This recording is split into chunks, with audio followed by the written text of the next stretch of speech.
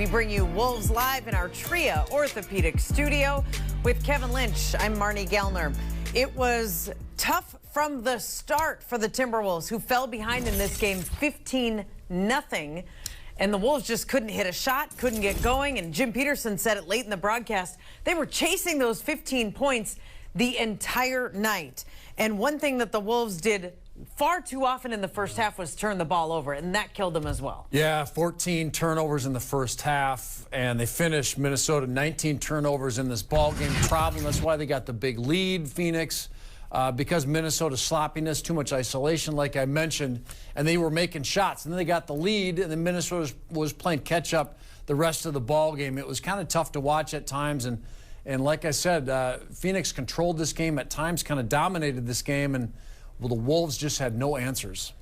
The turnovers were much more of a problem in the first half, 14 turnovers, only 5 in the second half. But the damage was done, and there was such a hole to climb out of by the time we got to halftime that that was kind of the story. Now, the Timberwolves had to deal with big scorers. Kevin Durant, Grayson Allen, Devin Booker, Bradley Beal. In this game, KD had 22 points, 6 rebounds, 6 assists. Not gaudy numbers by any means, but he was effective. Yeah, kind of a balanced scoring attack. All their scorers there for Phoenix and their starters, were open to make three-point shots. So the Phoenix Suns did a good job of just moving the basketball.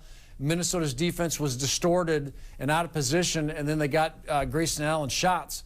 And especially early in this ball game, he was making some threes, and he led the Phoenix Suns in scoring with the 23 points. He was a big reason why they won this and controlled this game.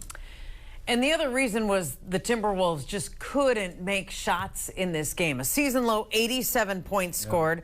39% shooting overall. The Wolves had one player in double figures in the starting lineup, and that was Anthony Edwards. Their only other double-figure scorer was Nickeil Alexander-Walker. Yeah, he was hot from three in the first half, especially. I think he made his first three late in the first quarter, made 2 in the second quarter.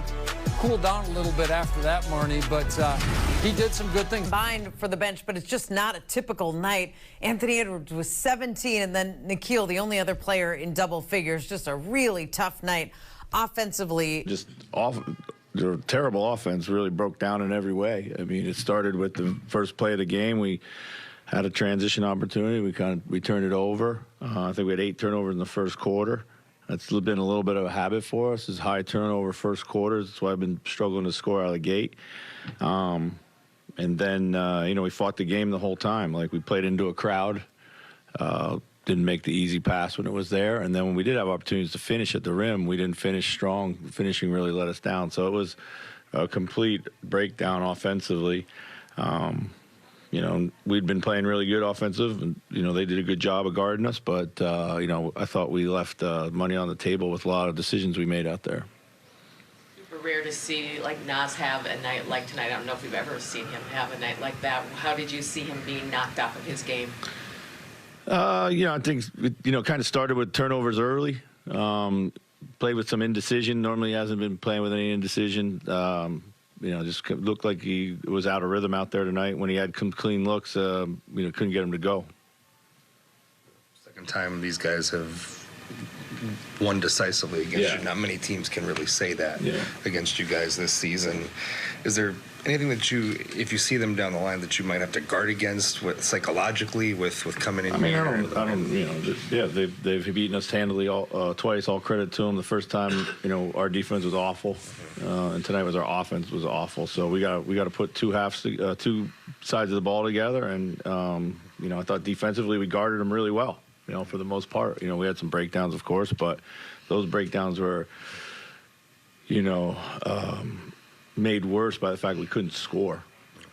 Was it just kind of you're talking about the break, it was just a perfect storm of everything tonight offensively, especially with some of the finishing around the rim? Oh, yeah, for sure. No doubt about it, yeah. Was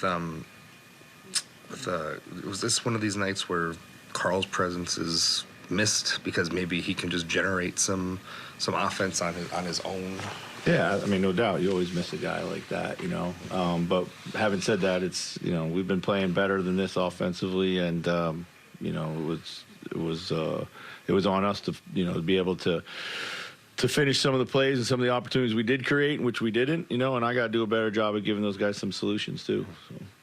The matchup you chose with Ant on Durant, Jaden on Booker to start. I think it was maybe flipped the other matchup.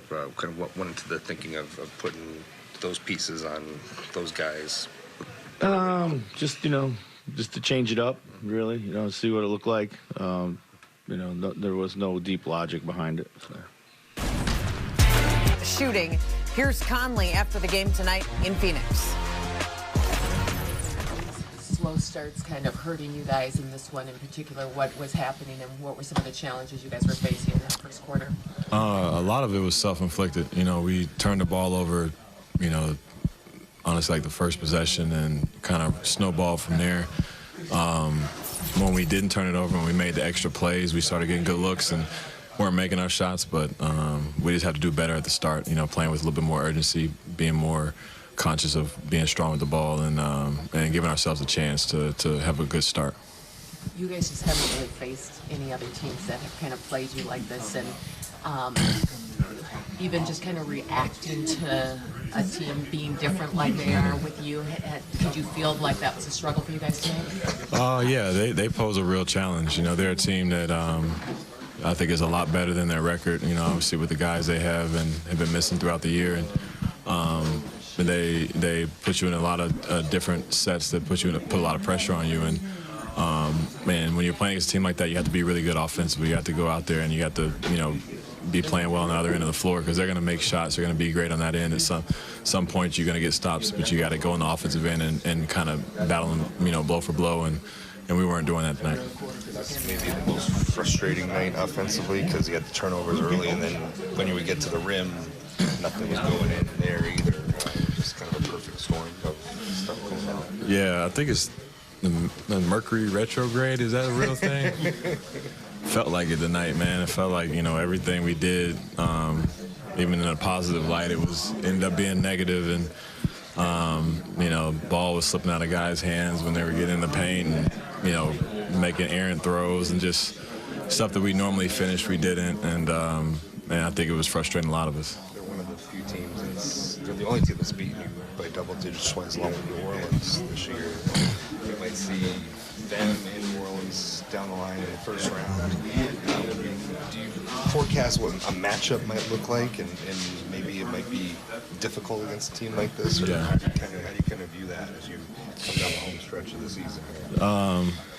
Well, you can only take it for what it's worth at this point. They beat us pretty bad the first two times they played us, and I've been in seasons where I've beat teams, swept teams, and won convincingly, and then we lose in the playoffs just because playoffs matchups change and when people throw different things out and we figure something out or they figure something out, those things matter. So we can't really be thinking about that as far as being a situation we want to avoid or something like that. I think we'll be ready, and I think we'll have to make those adjustments when, whoever we play.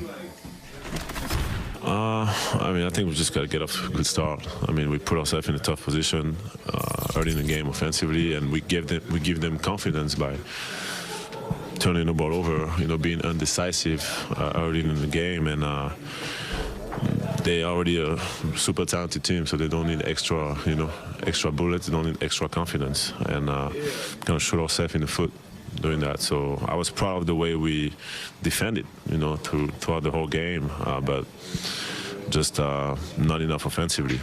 The points in the paint were difficult to come by tonight. The points at the rim. What was the battle like in there for you guys?